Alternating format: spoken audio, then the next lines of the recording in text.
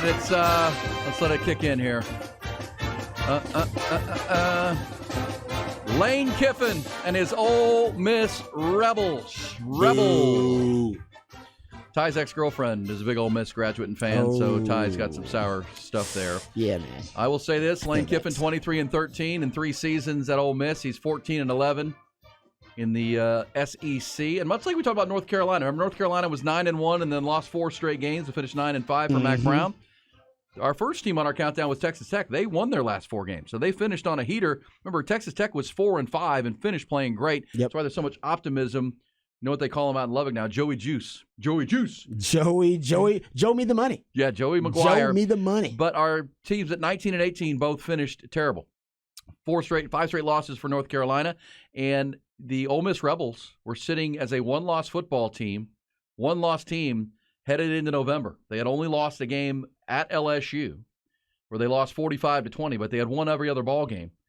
And then they lost 4 straight to end the year. Lost to Alabama, they lost to Arkansas, they lost to Mississippi State in the Egg Bowl, and they lost to Texas Tech, the aforementioned Red Raiders, in the Houston Bowl, down at the Texas Bowl in Houston, I should say. The Texas Bowl in Houston, 42-25. Oh, did you really? Mm-hmm. Nice. That's a good group of a mix of fans there, Ole Miss fans and Tech fans. It was pretty rowdy. I'll start the conversation. That is right. I bet some hot girls, though. Well, speaking of hot girls, can I start this conversation with Lane Kiffin? He likes the co-eds. Well, have you seen his new 27-year-old girlfriend? My roommate's friends with her. 27. Went to school with her. Well done, Lane. She's attractive. Joey Freshwater. Joey Freshwater. Look at that picture of that big old sailfish or whatever that is. That ain't what I'm looking at, but it is a nice fish. How old is Lane Kiffin? That is a nice fish. It is a nice fish. Yeah, she's impressive. Good for him. Yeah, so there you go. Hey, man. But can he coach? Can he coach it up? Becomes the question. We know he can't recruit, but can he coach? Now, no coach has been more openly, some would say whiny, but maybe transparent about his disdain for the Texas schools and NIL. No coach has been more open about the unfair advantage that Texas and Texas A&M have on the NIL space, right? I mean, Lane Kiffin's been all over that conversation. He does. He talks a lot, and he likes being in the salary caps. Yeah, and he likes being the focus of the media too. He is one of those guys, right? He's the get your popcorn ready. Remember this? People forget about the get your popcorn ready. He's had multiple situations where Lane Kiffin is going out of his way to call out people or to talk trash. Well, I kind of like that about Lane Kiffin. Well, though, think about it. Joey Freshwater, the name, because he used to scam the college girls at Florida Atlantic. Yeah, exactly. Right down in Del Boca Vista. And the word was his moniker was Joey Freshwater. Yeah, that was his alias, alter ego. Yeah, yes. Even though everybody knew who he was. Well, now here he is, divorced with a 27-year-old girlfriend, and it's all out there. He's got it on his social media. He doesn't matter. He's a single man. He can do what he wants to do. But let Ty go ahead and give me your thoughts on Ole Miss this year. Started 7-0 last year, but obviously you talked about how they slipped down the stretch, so they ended the season 1-5, but started 7-0. Big reason for the regression late in the season was their defense. Their defense just fell off a cliff, and that's why they got Pete Golding.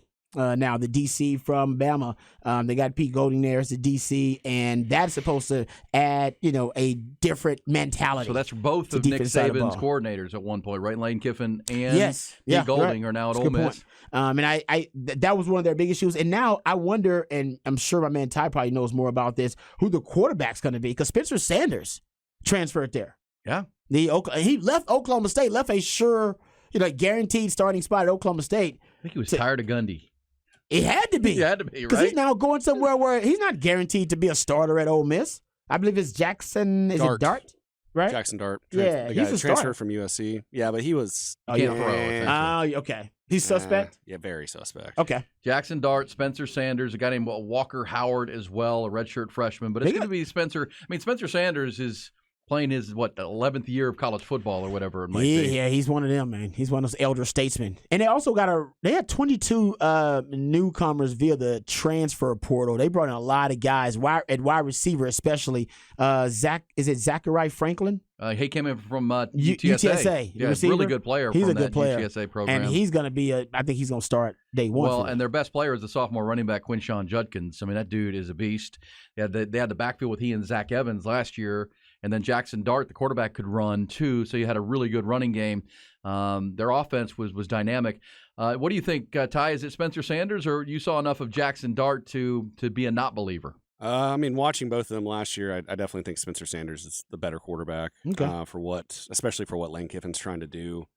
Jackson Dart too many turnovers, seemed kind of lost out there. I know he's still a young quarterback, but I'd have to imagine they'd take the veteran Sanders. There had to have been a conversation between him and Kiffin before, like, you're not handing him the job, but if you come here, you're more than likely going to beat out this guy. I think that's to Rod's point. I agree with that. He wouldn't have left Oak State if he didn't think he had a real good lead on winning this job. That camp battle is underway. They open the year with Troy on September the 3rd. That's going to be a tough game. Troy's a good football Troy team. Trojans. Troy always has really some good NFL team out of the too. Fun Belt Conference. Yep. Then Central Arkansas, Georgia Tech.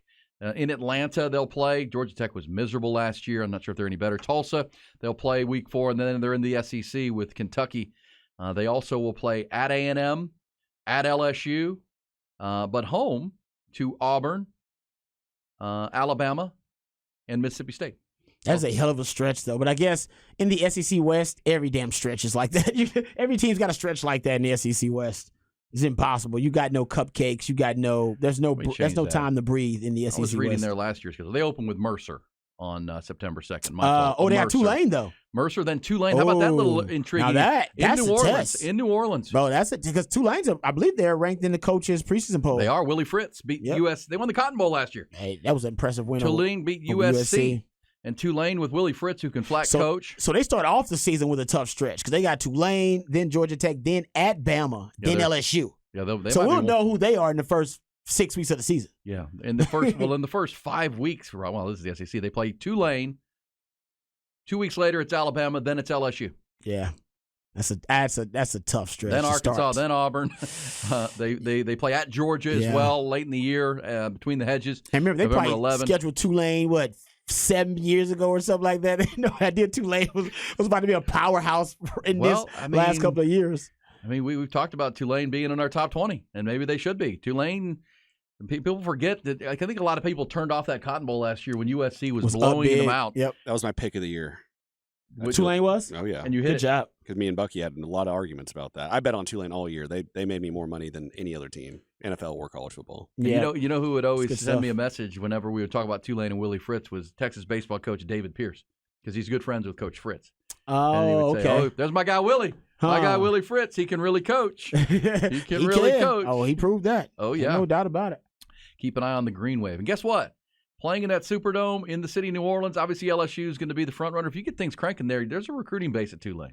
Oh, yeah, I can believe that. Yeah. Yeah, because it's a good school. It's right downtown New Orleans. Yeah, Tulane's like U of H. Yeah. In a sense where U of H is a kind of a sleeping giant because you're right in the middle of Houston, which is one of the most fertile recruiting grounds in the country. And even if Bama and LSU and Texas A&M are getting players from Houston, there's still so much talent there. Yeah, you can take the third tier players and still have a damn good football team. Damn right. And if you evaluate a little bit better and not just go on star rating and whatnot, you can find some gems. Yep. And the coaches will give them to you in that area because they'll be like, we want them to stay close. And I would also say this about Tulane it's a much better school than Houston, right? As far as the education you get, the degree. Tulane's a really good academic school. No doubt. So you can sell that too.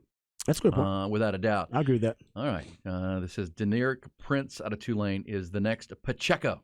I wouldn't doubt that. Their running back from last year got drafted. He did. He was a damn good player. Big-time player. Was it Spears or what was it? Tajay Spears. Tajay Spears, All right, so let's go ahead and say this on our Torn Top 20. Ole Miss and Tulane are co-number 18s because whoever wins that game has a chance. You know what I mean? Because they're going to play week 2. And they're both. We debated between the two, Ole Miss and Tulane. I don't disagree with that'll that. That'll be our co-18. Green Wave. Tulane. I got to go look at it, but they're, like I said, they're right now as a program, they're rolling. Quarterback Michael Pratt, preseason Maxwell Awards list. See? There you go. He's a good guy. I mean, good player. But have you seen Joey Freshwater's 27-year-old girlfriend? Come on. Well, okay, he's not focused. I'm not will kidding. Will the broadcast find her in the stands, and will she be shown a lot? If Brett Musburger was still there. How are you going to find her amidst the slew of blonde co-eds? How are they going to spot her? I have no idea. Yeah, you're right. There's a ton of sorority girls. Yeah, she does. I mean, they got an impressive. I've been to Ole Miss. It's an impressive showing. It's the Texas Tech of the SEC. Yes.